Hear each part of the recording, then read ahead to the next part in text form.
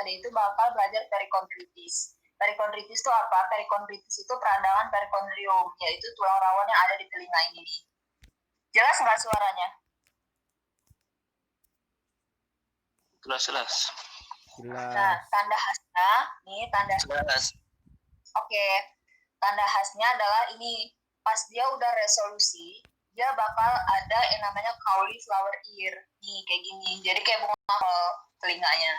Kalau pada masa-masa awal, dia itu kayak kemerahan yang membengkak gitu di telinganya nih. Namanya hematoma. Nah, karena dia peradangan, nih gambar yang pertama hematoma. Karena dia peradangan, dia otomatis nyeri kan bagian telinganya. Dan ketika kita ngelakuin pemeriksaan, nanti bakal ada nyeri tekan positif. Terus itu, ini nih, hematomanya ini, di dalamnya itu isi pus. Dan juga karena dia peradangan, jadi orangnya mengalami demam. Nanti juga bisa kita temukan di belakang telinganya ini nih, di panah yang aku tunjuk ini, bisa ada limfadenopati atau pembesaran kelenjar limfo di belakang telinga gitu. Untuk etiologinya sendiri itu banyak ya, bisa emang infeksi dari telinga luar dan nyebar nyampe ke perikondrium. Penyebabnya bisa Pseudomonas aeruginosa, S. aureus atau S. purgens. Nah, atau juga bisa disebabkan sama trauma atau laserasi pembedahan atau trauma di bagian sini, di bagian yang mengenai perikondriumnya. Nah, untuk tata laksananya itu, yang pertama kita insisi nih bagian ini insisi, terus kita keluarin isi pusnya atau namanya drainase, baru kita kasih antibiotik. Antibiotiknya bisa salep atau oral ya. Kalau salep itu aku nggak tahu, susah banget nyarinya untuk salep perikondritis, tapi kayaknya gentamisin sih. Tapi karena nggak yakin, jadi aku tulis oral antibiotiknya aja. Nah, untuk oral antibiotiknya itu ini dosisnya, yaitu penggunaan ciprofloxacin 2 kali 500 mg dalam 4-6 minggu. Jadi lama ya pemberian obat buat perikondritis ini, dari 4-6 minggu. Terus itu penyakit kedua adalah selulitis. Selulitis itu untuk tanda khasnya itu sebenarnya pada orang DM, dan dia itu telinganya kayak kemerahan gitu loh di sekitar telinganya. Biasanya juga ada kayak bentuknya tonjolan. Di sini nggak ada sih tonjolan. Nah, tonjolannya itu nggak nyeri, beda dengan perikondritis. Perikondritis kan nyeri. Cuman kalau ditekan dia nyeri, jadi nyeri tekannya juga sama-sama positif. Dia juga ada demam, dan ini jelas ya, ini eritema, dia kemerahan. Untuk infeksinya biasanya dari tindikan anting, terus itu pukulan, gesekan gitu. Untuk tata laksananya bisa pilih salah satu aja dari dua ini. Kalian bisa pakai erythromycin 4 kali 250 mg sebelum makan 7-10 hari, atau kalian bisa pilih amoxicillin 4 kali 500 setelah makan 7-10 hari. Sebenarnya ini nggak harus banget sebelum makan atau setelah makan kalian ini ya. Cuman kalau dari yang penelitian itu katanya kalau setelah makan, jadi dia amoxicillin kalau dikasih setelah makan itu nggak terganggu sama asam lambung gitu. Nah, terus yang ketiga adalah herpes zoster telinga. Ini nih, dia tandanya kayak vesikel-vesikel hitam kayak gini. Kok kanannya nggak kelihatan sih? Vesikel-vesikel hitam gini. Tapi dia bakal ada di sepanjang dermatom saraf. Nih. Dan nyerinya juga sepanjang dermatom saraf. Khasnya apa? Orang itu ada erupsi vesikular kayak gini, dan dia wajahnya itu kayak miring sebelah loh, mirip-mirip orang stroke. Tapi bukan, itu karena dia ada palsi dari nervus facialis atau trigeminus. Makanya dia kayak orang stroke. Bibirnya turun sebelah, atau mukanya mulutnya itu nggak bisa menutup dengan sempurna gitu. Atau matanya jatuh sebelah gitu. Maksudnya agak ke bawah sebelah gitu. Nah, nama lain dari herpes zoster opticus ini adalah Ramsay-Hunt syndrome. Tadi tanda khasnya yaitu vesikular, ini vesikular yang gambar pertama, dan bisa muncul di sepanjang saraf dermatom saraf di muka ini. Nah, cirinya apa? Karena dia menyerang saraf, jadi dia ada nyeri di sepanjang dermatom atau neuralgia. Dan karena dia di sekitar telinga juga, jadi dia bisa terjadi yang namanya otalgia atau nyeri telinga. Parasenervus facialis, karena yang diserang itu memang dermatom sarafnya, dan juga dia dapat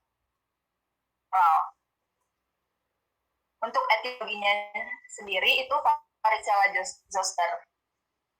Nah, untuk tata laksananya, karena dia disebabkan virus varicella zoster, kita kasih antiviral. Antiviral ini berupa Ciclovir 5x800 selama 5-7 hari ya. Nah, dia ini juga nyeri banget kan, tadi udah ada otalgia dan neuralgia juga. Jadi penting banget buat kita kasih analgesik. Analgesik ini aku contohin satu, yaitu ibuprofen. Kalian bisa kasih 3x400 mg. Dan juga di literatur-literatur itu juga kadang dikasih antiinflamasi. Nah, antiinflamasi untuk herpes zoster telinga ini biasanya pilihannya methylprednisolone. Ini methylprednisolone 2x4 mg per hari. Sebenarnya nggak harus ini sih dosis methylprednisolone untuk herpes zoster telinga ini kalau nggak salah 5-50 mg per hari. Jadi kalian terserah pilih sendiri. Yang jelas tabletnya itu setahu aku 4 mg dan 8 mg. Terus kemudian yang ketiga adalah fistula preaurikuler. Ini nih kayak dia ada titik aja nih, fistula preaurikuler tuh, dan biasanya kongenital. Jadi kita nemuinnya pada anak-anak. Dia ini bukan masalah, kecuali kosmetika mungkin ya. Dia nggak nyebabin masalah, cuman kalau dia terjadi infeksi, ini bakal nyebabin masalah gitu loh. Kalau dia nggak ada infeksi, dia sebenarnya aman-aman aja, nggak harus dia apa-apain. Cara supaya dia nggak mudah infeksi, ini kan dia rentan infeksi gitu kan. Jadi muara fistulanya ini, yang titik-titiknya ini, itu kita bisa rutin bersihin pakai cotton pad yang dikasih alkohol. Yang bersihin ininya aja sih, bakteri yang kemungkinan ada di sekitar situ. Nih, pada muara fistula tidak terinfeksi dapat rutin dibersihkan dengan alkohol. Terus kemudian otitis eksterna. Otitis eksterna ini dibagi jadi dua ya, satu circumscripta dan satu lagi diffus. Untuk yang circumscripta itu sepertiga luar, dan untuk diffus itu 2/3 dalam. Nih, otitis eksterna circumscripta yang sepertiga luar. Jadi kita tuh melihatnya itu kayak dia tuh ada bisul gitu loh di dalam liang telinganya. Dan masih kelihatan jelas, batasnya juga masih tegas. Nih, tanda khas. Pada kulit sepertiga luar, meatus acusticus externa, itu ada bisul yang menutupi liang telinga. Untuk diagnosisnya, otalgia jelas karena dia bisul ya di telinga. Nyeri tekan tragus. Nah, nyeri tekan tragus ini ada di semua otitis eksterna. Habis itu dapat terjadi tuli konduktif. Kalau dia terjadi tuli konduktif, itu biasanya yang circumscripta. Limfadenopati preaurikuler. Ini terjadi di banyak, kalau ini nggak khas banget ya kalau limfadenopati preaurikuler. Habis itu dia bertambah nyeri ketika mengunyah. Ini khas ya di otitis eksterna circumscripta. Untuk etiologinya, ini ada Staphylococcus aureus dan Staphylococcus albus. Streptococcus albus.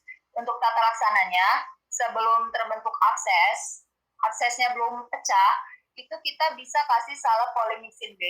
Untuk dosisnya tuh 3x1 per hari. Dan dibersihin pakai asam asetat 2-5%, dan karena nyeri dikasih analgesik. Analgesiknya sebenarnya terserah pilihan kalian apa. Kalau mau ibuprofen tuh bisa dikasih 3x400 mg.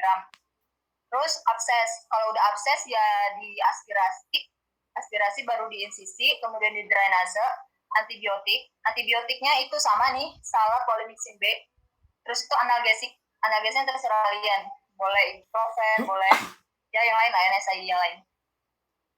Terus itu otitis eksterna diffus. Nah, kenapa dia disebut diffus? Ya karena dia nggak jelas ini gimana ini lesinya gitu. Nah, yang khas ini biasanya kalau diffus ini pasiennya datang pada musim-musim yang suhunya panas. Mungkin misalnya musim kemarau di Indonesia atau musim panas di negara-negara 4 musim ya. Namanya otitis eksterna. Untuk diagnosisnya, ini bisa kita lihat dia hiperemis, edema, tapi batasnya nggak tegas yang mana nih. Nah, terus tuh liang telinganya juga jadi sempit. Nah, khasnya pada otitis eksterna yang diffus, itu dia ada sekret berbau yang keluar. Beda dengan si otitis circumscripta, nggak ada sekret yang keluar yang berbau gitu. Terus itu ini ada nyeri tekan tragus. Nah, kalau pada swimmer's ear ini, biasanya pendengarannya itu normal, atau berkurang tapi sedikit. Kalau yang pada circumscripta tadi, dia bisa terjadi tuli konduktif nih. Tuli konduktif itu pada yang circumscripta. Kalau yang swimmer's ear itu biasanya normal-normal aja telinganya, atau ya kalau berkurang sedikit aja gitu. Untuk etiologinya, yang paling utama itu biasanya bakteri Pseudomonas. Terus selanjutnya persentase yang lebih kecil itu kadang disebabin sama S. albus dan E. coli. Terus itu si otitis eksterna difus ini dapat berupa komplikasi dari penyakit sebelumnya, yaitu OMSK. Jadi abis OMSK dia bisa kena otitis eksterna difus. Untuk tata laksananya, bersihin liang telinga, jelas. Kalau kotor ya bersihin dulu gitu apa yang mau kalian lakuin tindakan. Terus itu baru tampon. Tampon ini kalian udah kasihin polymyxin B atau kolimisin. Biasanya sih ini dikasihnya ini. Terus itu baru kalian pakein di telinganya gitu. Untuk mengatasi nyerinya bisa dikasih analgesik. Analgesiknya terserah kalian apa sih. Ini otitis media akut atau OMA. Jadi OMA ini ditandai dengan peradangan telinga tengah, tapi batasnya itu 3 minggu gitu.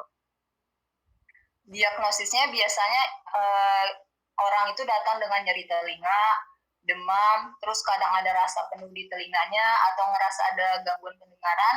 Dan kalau pada anak-anak khasnya adalah dia ada infeksi di bagian hidung dulu gitu. Entah rhinosinusitis, rinitis. Terus itu untuk etiologinya biasanya emang nih didahului sama ISPA atau penyakit alergi gitu. Baru kemudian bakteri penyebabnya itu biasanya Pneumonia, Streptococcus pneumonia, Haemophilus influenza, dan Moraxella catarrhalis. Ini urutan ya, jadi yang paling sering nyebabin itu Streptococcus pneumonia. Terus kedua sering nyebabin itu Haemophilus influenza. Terus ketiga sering nyebabin baru Moraxella catarrhalis gitu. Untuk virus ini bisa RSV, Herpes influenza, sama adenovirus. Nah, kalau tata laksana pada OMA ini berdasarkan stadium. Jadi kalian kan masukin oftalmoskop tuh. Terus lihat gimana keadaan membran timpaninya. Kalau membran timpaninya masih dalam bentuk kayak gini, ini berarti dia masih dalam stadium oklusi tuba. Nah, ini bertujuan untuk membuka kembali tuba Eustachius. Jadi kalian kasih dia obat tetes hidung HCl efedrin 0,5% di dekongestan dalam larutan fisiologi kalau anak-anak kurang dari 12 tahun. Kalau HCl efedrin 1% fisiologis pada anak-anak di atas 12 tahun atau orang dewasa. Ini dekongestan yang kalian tetesin di hidung supaya dia ngebuka tuba Eustachius si orang yang kena OMA ini gitu.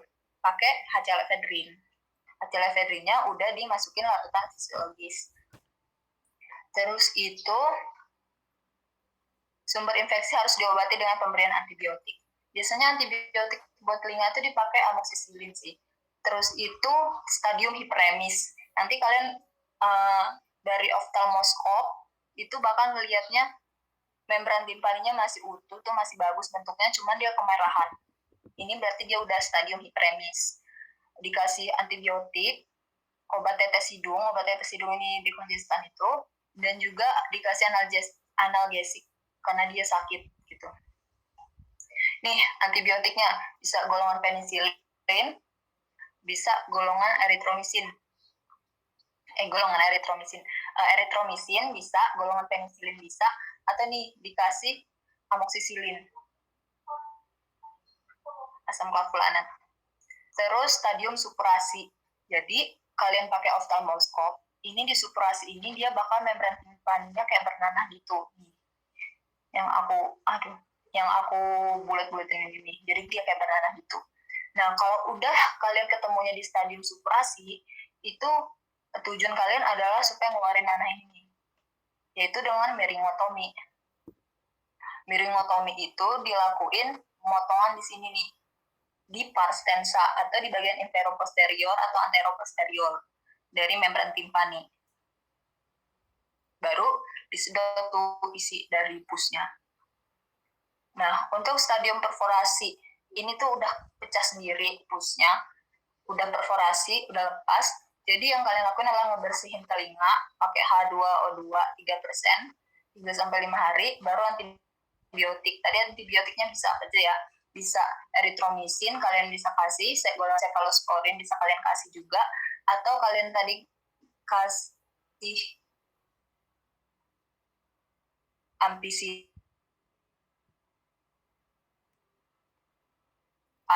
Terus itu kalau mau pakai amoxicillin 4 kali 500.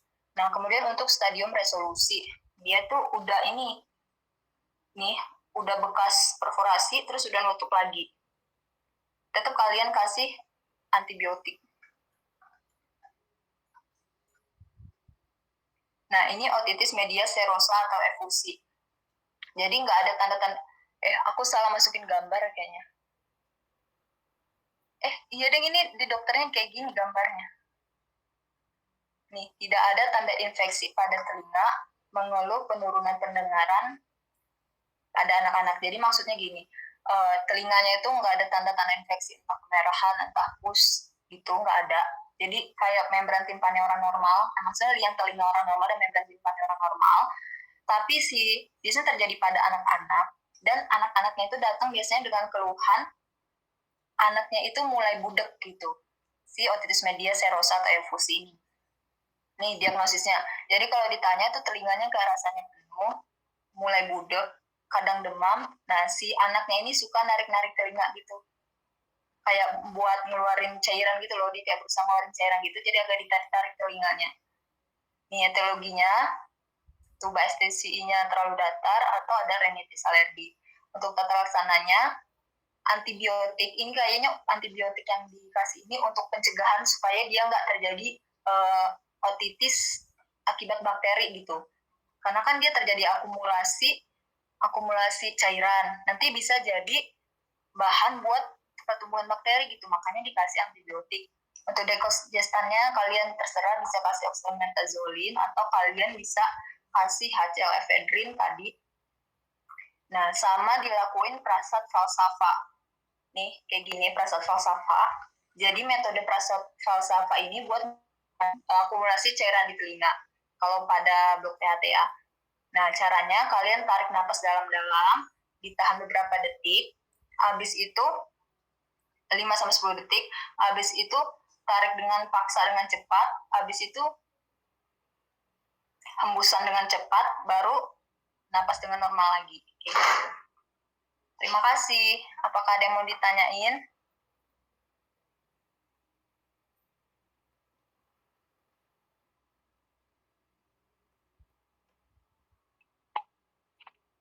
Ada yang mau ditanyain, guys?